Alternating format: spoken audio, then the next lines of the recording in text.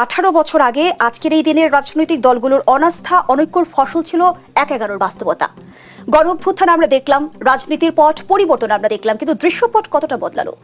আজকে যে আলোচনার বিষয়বস্তুটা করেছেন তো চমৎকার, যে বাংলাদেশে একটা আমরা সংকটময় সময় অতিক্রম করছি দীর্ঘদিন যাবত, এবং একটা ফ্যাসিবাদ মুক্ত বাংলাদেশ গড়ে তোলার যে স্বপ্ন নিয়ে দীর্ঘ আন্দোলন সংগ্রাম আমরা তৈরি করেছিলাম একটা ঐক্যমতের ভিত্তিতে, এবং অনেক প্রাণ রক্তের বিনিময়ে গত জুলাই আগস্টে যে নতুন পরিবর্তনটা সূচিত হয়েছে, সেইখানে আমাদের যে প্রত্যাশা, আমাদের যে আকাঙ্ক্ষা বা জনগণের যে প্রত্যাশা আকাঙ্ক্ষা, যে একটা সুন্দর বাংলাদেশ আমরা বিনির্মাণ করতে চাই, যেখানে মানুষের কথা বলার মত প্রকাশের স্বাধীনতা থাকবে, যেখানে সুশাসন প্রতিষ্ঠিত হবে, যেখানে গণতান্ত্রিক প্রতিষ্ঠানগুলো শক্তিশালী হবে, যেখানে আমাদের সাংবিধানিক প্রতিষ্ঠানগুলো যে বিগত ফ্যাসিবাদী সরকার ধ্বংস করে গেছে সেগুলো আমরা শক্তিশালী করতে পারবো। কিন্তু আমরা কেন জানি লক্ষ্য করছি যে আমরা একটা অস্থিরতার মধ্যে, একটা উত্তেজনার মধ্যে আমরা প্রবেশ করতে যাচ্ছি। হঠকারিতা কিছু কিছু জায়গায় আমরা লক্ষ্য করছি। তার কারণ আমাদেরকে সকলকে মাথায় রাখতে হবে যে বর্তমান এই সংকট থেকে উত্তরণের জন্য যে সময় প্রয়োজন, বিগত 15-16 বছর মানুষের উপর যে একটা চরম নৈরাজ্য, চরম বৈষম্য, চরম আপনার জুলুম নিপীড়ন গিয়েছে, মানুষের মধ্যে ক্ষোভ আছে, মানুষের মধ্যে অসন্তোষ আছে, এবং মানুষ যে বৈষম্যের শিকার হয়েছে সেগুলো রাতারাতি মানুষ পরিবর্তন চায় বা পেতে চায়, এরকম একটা মানুষের মধ্যে আকাঙ্ক্ষা আছে। কিন্তু বাস্তবতার দিকে আমাদের চিন্তা করতে হবে যে সরকার বর্তমানে একটা অন্তর্বর্তীকালীন সরকার, এবং এদের যে ক্ষমতা এই অল্প সময়ের মধ্যে এগুলো করা সত্যিকারই সম্ভবপর হবে না। সে কারণে আমাদের পার্টির সেক্রেটারি জেনারেল এবং আমরা পার্টির পক্ষ থেকে বলে আসছি যে যত দ্রুত সম্ভব যে মোটামুটি যে সংস্কারগুলো করা সম্ভব সেগুলো করে একটা নির্বাচনের রোডম্যাপের দিকে অগ্রসর হওয়া দরকার। এটা যত বিলম্ব হবে তত যে সমস্ত প্রতিষ্ঠানগুলো বা যে সমস্ত গোত্র গোষ্ঠীদের যে প্রতি বৈষম্য অবিচার হয়েছে তাদের মধ্যে অসন্তোষ আরও বাড়বে, এবং এটা স্বাভাবিক কারণে অসন্তোষ থেকেই কিন্তু আপনার একটা আরো বিভিন্ন ধরনের ঘটনা সংঘটিত হয়। ইতিমধ্যে লক্ষ্য করা যাচ্ছে যে দেশের বিভিন্ন অঞ্চলে, বিভিন্ন জায়গায়, ইভেন ঢাকা শহরেও আজকে বিভিন্ন দাবি দেওয়া নিয়ে, বিভিন্ন বিষয় নিয়ে কিছু যৌক্তিক, কিছু ন্যায্য দাবি আছে, কিছু কিছু বিষয়ে তারা যেভাবে তাদের মত প্রকাশ, বহিঃপ্রকাশ ঘটাচ্ছে, এটা আমি মনে করি যে একটা আমাদের উদ্বেগ তৈরি করছে। যেমন ধরেন যে বিডিআর পিলখানা হত্যাকাণ্ড, এটা নিঃসন্দেহে এটা একটা বড় ধরনের সংকট। আমরা এটা সংঘটিত হওয়ার পর থেকেই আমরা বলে আসছি যে এটা একটা সুষ্ঠু তদন্তের মধ্য দিয়েই প্রকৃত অপরাধীদেরকে বিচার মুখোমুখি করতে হবে। এখন দেখলাম যে এখানে আপনার এ ব্যাপারে সরকার কিন্তু একটা কমিশন গঠনও করেছে, এবং একটা বিচার প্রক্রিয়া কিন্তু একটা নতুন করে প্রায় 15 বছর আগে, 16 বছর আগের ঘটনা, রাতারাতি তো এখনই আপনি বিচার প্রক্রিয়া শুরু করতে পারবেন না। যেন প্রক্রিয়া আছে, বিচার আপনার গঠন করতে হবে, সেখানে আপনার তদন্ত করতে হবে। এই জন্য যে সময়ের দরকার, সরকার নীতিগতভাবে সিদ্ধান্ত নিয়েছে যে আমরা সকল রাজনৈতিক দলই কিন্তু এটা চেয়ে আসছি, বিএনপি সহ অন্যান্য দলও চাই। তারপর দেখলাম যে একটা আদালতের মঞ্চ বানিয়ে সেখানে এক ধরনের একটা পরিস্থিতি তৈরি করা হচ্ছে, সেটা কে বা কারা পুড়িয়ে দিল, তারপর তারা এসে শাহবাগে বিক্ষোভ করলো। তো এটা একটা দিক স্বাভাবিক, কারণ এই জায়গাগুলোকে আমাদের ধৈর্য ধরতে হবে। নিঃসন্দেহে বিডিআরের যে হত্যাকাণ্ড, এটা দেশের বিরুদ্ধে চরম একটা ষড়যন্ত্র ছিল, চক্রান্ত ছিল, সেইটার সাথে যারা জড়িত ছিল তাদেরকে অবশ্যই চিহ্নিত করতে হবে। রশিদ, বিএনপি মহাসচিব আরো বলেছে যে রাজনৈতিক দলগুলোর ঐক্যে ফাটল ধরানোর চেষ্টা চলছে। 1/11 কুশীলবরা কি এখনো সক্রিয়? 1/11 কুশীলবরা সক্রিয় আছে। একটা জিনিস আপনাকে মনে রাখতে হবে যে বাংলাদেশের এই 53 বছর পার করে আমরা 54 বছরে পদার্পণ করেছি, কিন্তু অত্যন্ত দুর্ভাগ্যজনক হলো সত্য যে এই 53-54 বছরেও বাংলাদেশে আমরা রাজনৈতিক দলগুলো জাতীয় ঐক্য বা জাতীয় আন্তর্জাতিক ইস্যুতে আমরা একসাথে মিলিত হতে পারি নাই, এবং গণতন্ত্র বারবার হোঁচট খেয়েছে।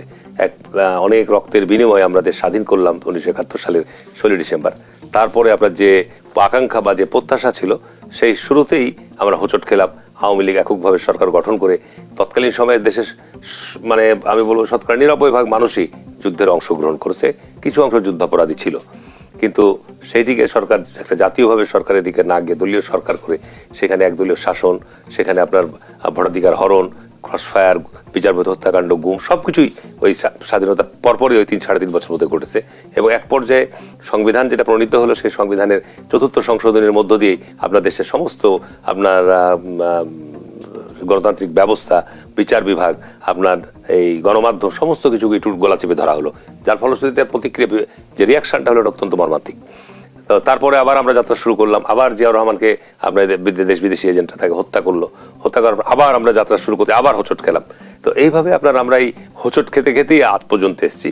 তো এখন একটা আমাদের মধ্যে স্বাভাবিক কারণেই আমাদের দেশ নিয়ে জাতীয় আন্তর্জাতিক ষড়যন্ত্র তো আছেই, আমাদের যে প্রত্যাশা যে আমরা অন্তত পক্ষে বিএনপি বৃহত্তম রাজনৈতিক দল হিসেবে বিগত 50 বছর বাংলাদেশের নির্বাচনে অন্তত পক্ষে আমরা লক্ষ্য করবেন যে এখানে দুটা শক্তির মধ্যে কিন্তু নির্বাচনে প্রতিদ্বন্দ্বিতা হয়েছে এবং পার্লামেন্টের ট্র্যাক রেকর্ডও তাই। তো যে কারণে এখানে এই আমাদের জায়গা থেকে প্রত্যাশা ছিল যে এই ফ্যাসিবাদ মুক্ত বাংলাদেশে আমরা বিগত সময়ে যারা আপনার ঐক্যবদ্ধ আন্দোলন করেছি, যুগপথ আন্দোলন করেছি বা নিজের প্ল্যাটফর্ম থেকে আন্দোলন করেছি, অন্তত পক্ষে জাতীয় এবং আন্তর্জাতিক মৌলিক ইস্যুগুলো নিয়ে আমরা ঐক্যবদ্ধ ভিত্তিতেই দেশকে সামনের দিকে এগিয়ে নিয়েছি। কিন্তু কেন জানি একটা অস্থিরতা, কেন একে অপরের বিরুদ্ধে কাদা ছোড়াছুড়ি, কেন একে অপরের বিরুদ্ধে আপনার কথাবার্তা বলা বলে শুরু হয়েছে, তারপর শুধু আমাদের মধ্যে আরো অসহিষ্ণুতা বাড়ছে, এতে আমাদের মধ্যে সংঘাত এবং সংঘর্ষের রূপ নিচ্ছে। তারপর শুধু কিন্তু ফ্যাসিবাদ মাথা চাড়িয়ে উঠবে, এটাই স্বাভাবিক। ফ্যাসিবাদীরা তো বসে নাই, তারা আমাদের পার্শ্ববর্তী দেশেই অবস্থান করছে এবং সেখান থেকে আজকে শেখ হাসিনার আপনার ভিসা লাইসেন্স, তার পাসপোর্ট নাই, পাসপোর্টের মেয়াদ শেষ, তারপর তার ভিসার মেয়াদ বাড়ানো হচ্ছে। ভারত বাংলাদেশকে কি বার্তা দিল এর মধ্য দিয়ে? ভারত বাংলাদেশে, আমরা সবচেয়ে বৃহত্তম প্রতিবেশী রাষ্ট্র ভারত, আমরা ভারতের সাথে একটা সুসম্পর্ক তৈরি করতে চাই, কিন্তু ভারত যে প্রক্রিয়া দিয়ে অগ্রসর হচ্ছে তাতে তো আমাদের কাছে সন্দেহ মনে হচ্ছে। তার কারণ মানে আপনার ভারতের সাথে সম্পর্ক উন্নয়নের ক্ষেত্রে যে অন্তরায়গুলো রয়েছে, অর্থাৎ ভারতকে তো বুঝতে হবে যে বাংলাদেশের গত 15 বছর বা 20 বছরে যে ফ্যাসিবাদের যারা জন্ম দিয়েছে, যারা দেশের মানুষকে গণহত্যা চালিয়েছে, যারা দেশের সম্পদ লুটপাট করে বিদেশে পাচার করেছে, তাদেরকে তারা আশ্রয় দিচ্ছে। তাদেরকে তারা আশ্রয় দিয়ে বাংলাদেশের জনগোষ্ঠীর কাছে তারা কি আপনার কোনো ধরনের এই সৌহার্দ্য সম্প্রীতির আশা করতে পারে? বাংলাদেশ সম্পর্কে তারা বিভিন্ন তাদের গণমাধ্যমে, তাদের মিডিয়ায় যে একটা বিভ্রান্তিকর অপপ্রচার চালিয়ে যাচ্ছে। এর ফলশ্রুতিতে আমাদের জায়গা থেকে দেখেন, আমাদের মিডিয়াগুলোতে কিন্তু এ ধরনের কোনো অপপ্রচারের জবাব নেই। আমরা চাই যে পার্শ্ববর্তী প্রতিবেশী দেশ হিসাবে আমাদের সার্কের যে নীতিমালা রয়েছে, একে অপর অভিন্ন স্বার্থগুলো নিয়ে আমরা কাজ করতে পারবো, একে অপরের স্বার্থগুলো নিয়ে আমরা আমাদের উভয়েরই যেখানে ইন্টারেস্ট রয়েছে সেই সব ইন্টারেস্টগুলো আমরা একটা যৌথ আলাপ আলোচনার মধ্য দিয়ে আমরা সুসম্পর্কের ভিত্তিতে আলোচনা করব। কিন্তু ভারত আজকে যে প্রক্রিয়ায় অগ্রসর হতে চাচ্ছে, এটা আমাদের জন্য খুব দুর্ভাগ্য। আমি মনে করি যে হয়তো তাদের বোধোদয় হবে যে বাংলাদেশের জনগণের সাথে সম্পর্ক সৃষ্টি করতে হবে, বা ভারত যদি মনে করে থাকে যে বাংলাদেশকে 71 সালে যুদ্ধের সহায়তা করার জন্য যে তাদের কর্তৃত্ববাদী শাসন বাংলাদেশে কায়েম হবে, এটি বাংলাদেশের জনগণ কোনোদিনই গ্রহণ করবে না। ইতিমধ্যে কূটনৈতিক চ্যানেলের মধ্য দিয়ে শেখ হাসিনাকে ফেরত চাওয়া হয়েছে, যে চিঠির জবাব এখন পর্যন্ত ভারত দেয়নি। ভারতের কাছ থেকে যদি আসলে নেতিবাচক কোনো জবাব আসে, বাংলাদেশের কি করণীয় থাকবে? না, এখন আমরা আমাদের প্রক্রিয়াটা আমরা অব্যাহত রাখবো।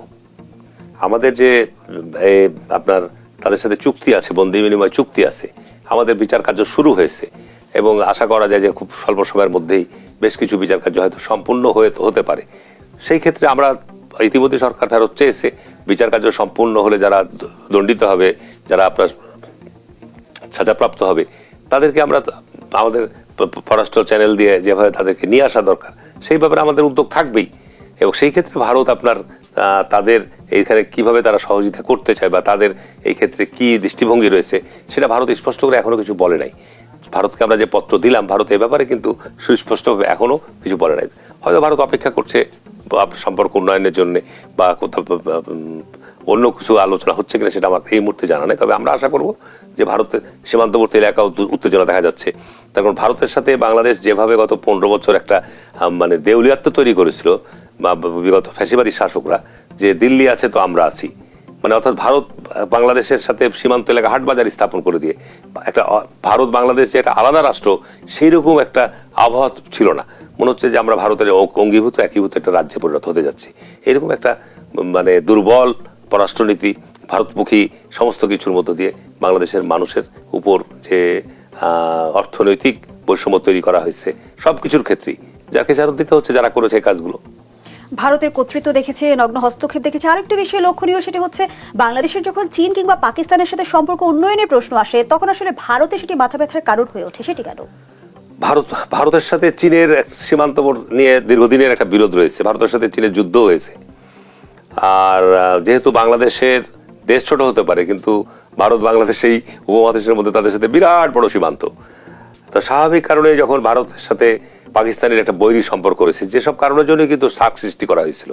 জিয়াউর রহমান এই উপমহাদেশের এই দক্ষিণ পূর্ব এশিয়ার দেশগুলোকে নিয়ে সৌহার্দ্য সম্প্রীতির একটি সেতু বন্ধন তৈরি করার জন্য সার্ক তৈরি করেছিল, যে আমরা মিউচুয়াল আন্ডারস্ট্যান্ডিং এর মাধ্যমে একে অপরের যে সমস্যাগুলো রয়েছে আমরা আলোচনার মধ্য দিয়ে নিষ্পত্তি করব।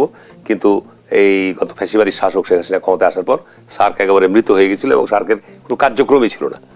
আমরা এখনো চাই সার্ক কার্যকর হোক।